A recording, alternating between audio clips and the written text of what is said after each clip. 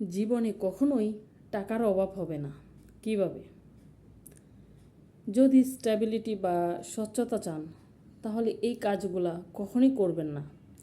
যেমন হুট করে লাইফ চেঞ্জ। দেখবেন একটা মানুষ 30,000 বা 50,000 টাকা স্যালারি পাইলে যেমন চলে, হুট করে সে 1 লক্ষ বা 2 লক্ষ টাকা স্যালারি পাইলেও খুব একটা পরিবর্তন নাই, তার কাছে তেমনই মনে হয়। লাইফটা আপগ্রেডের ফলে আমাদের লাইফটা চেঞ্জ করা দরকার আছে। পরিবেশ পরিস্থিতি স্থানকাল পাত্রভেদে আমাদের এই আপগ্রেডের দরকার আছে, কিন্তু এতটা না যতটা হলে আমি নিজেই বিপদে পড়ে যাব। নাম্বার 1 হলো নিজেকে বড়লোক প্রমাণ করা, শো অফ করা, নিজেকে ফেসবুক বা ফ্রেন্ড সার্কেলদের মধ্যে নিজেকে প্রকাশ করার জন্য যে আমার এমুক আছে তমুক আছে, আমি এই ব্র্যান্ডের ওই ব্র্যান্ডের সাথে ওই ব্র্যান্ডের জিনিস ব্যবহার করি। মানে এই ধরনের হাই কোয়ালিটি বা হাই ভ্যালুয়েবল জিনিসপত্র ব্যবহার করতে গিয়ে নিজের জমানো বা সেভিংস টাকা পয়সা যদি আমি খরচ করি আজকে শুধুমাত্র শো অফ এবং লুক দেখানোর জন্য, তো পরে কিভাবে চলবো বা 2 দিন পর কিভাবে চলবো সেটা আমি নিজেই জানি না। সেখানে আমি কনফিউজড। তো যেখানে আমি নিজেই জানি না পরের দিন আমি কিভাবে চলবো, তো আগের দিন আমাকে এভাবে শো অফ করে চলাটা একদমই বোকামি, যা কখনোই করা উচিত না। এমন বোকামি এবং পরে কিভাবে চলবো তা নিজেই কনফিউজড। ওই লেভেলে চলার মতো সামর্থ্য আমার এখনও হয়নি, এটা আমাকে বুঝতে হবে। খুবই ইন্টারেস্টিং একটা পয়েন্ট লাইফে, তা হলো সঠিক মানুষকে বিয়ে করা।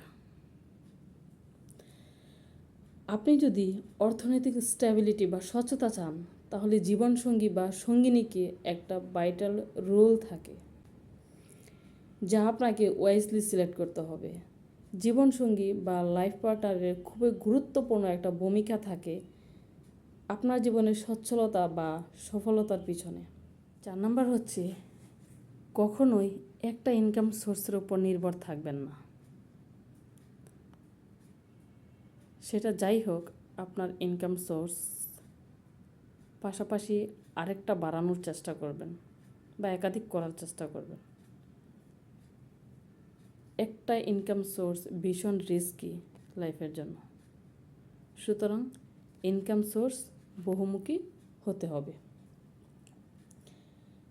একটা ঝুড়িতে আপনি যদি সবগুলা ডিম রাখেন, সেই ঝুড়িটা যদি ভেঙে যায় তাহলে আপনার হাহাকার করা ছাড়া আর কিছুই করার থাকবে না।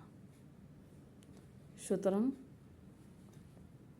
আমাদের ইনকাম সোর্স বহুমুখী হতে হবে, অবশ্যই হতে হবে।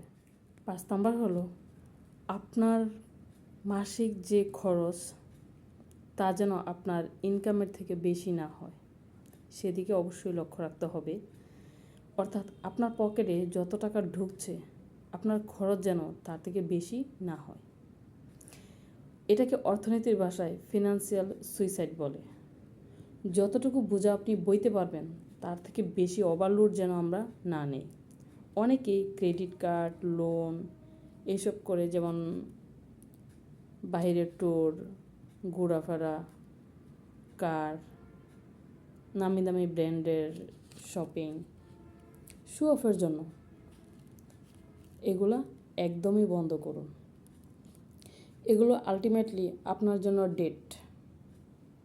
এই ডিজিটাল যুগে ইনকাম করা যেমন সহজ, ধরে রাখা তা আরও বেশি কঠিন। তা না হলে আমরা আমাদের এই ছোট্ট জীবনে মরীচিকার মতো হাহাকার করা ছাড়া আমাদের আর কিছুই থাকবে না। কোনো রকম প্ল্যান পরিকল্পনা ছাড়া আমরা যদি এরকম বেপরোয়া খরচ বা চলতে থাকি, একটা সময় এসে আমরা ভীষণভাবে একটা হোঁচট খাব। সুতরাং আমাদের ইনকাম এবং খরচের জন্য একটা প্ল্যান পরিকল্পনা অবশ্যই করা উচিত এবং সেভাবে আমাদেরকে চলাও উচিত।